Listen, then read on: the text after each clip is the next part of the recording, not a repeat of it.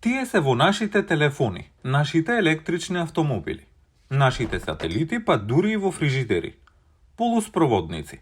Измислени во САД, но сега само околу 12% од чиповите се направени во Америка.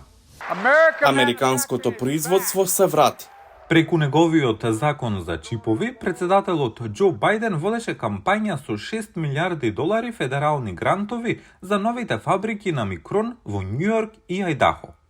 Додадени на $125 милиарди што ги има Микрон, Бајден вели дека тоа е најголемата приватна инвестиција досега во двете сојузни држави.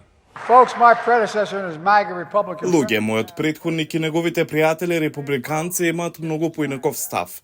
Тие се противат на законот за полуспроводници што го потикнува овој раст денес. Мораме да ја запреме оваа поделба. Ветувам дека ќе бидам председател на цела Америка, без разлика дали сте гласале за мене или не. Денешната инвестиција им помага на американците насекаде.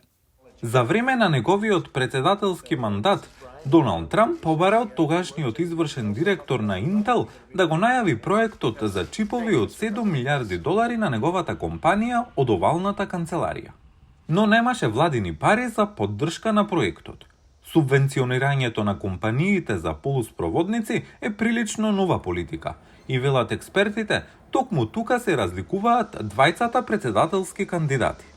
Во 2015 година, ако ги прашавте повеќето американци, ако ја прашавте администрацијата на Обама, дали им е потребна регулативата за чипови, тие би рекле не и дека се е во ред. Ова беше само неодамна. Администрацијата на Трамп ги смени нашите ставови кон Кина.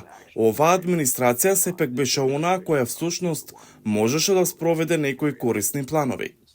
Трамп, како председател, се справи со кинеската закана на поинаков начин. Тој користеше тарифи.